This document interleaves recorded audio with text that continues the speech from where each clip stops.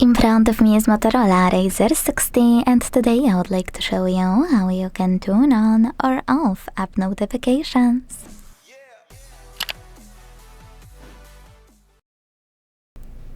Firstly, launch Settings and scroll to choose Notifications section available here.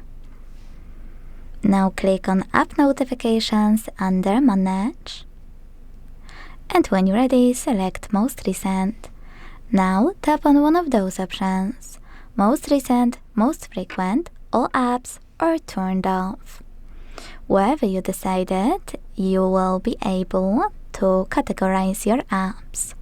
If you will tap on Most Frequent, you will see only apps with most frequent notifications. If you will tap on Most Recent, with most recent ones, and those two are pretty obvious, all of your apps on your smartphone or only apps with notifications off.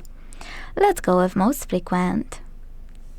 Now, use green switches next to apps to block them, or gray ones to turn them on. What I like to do is tap on any app I want to manage on the left.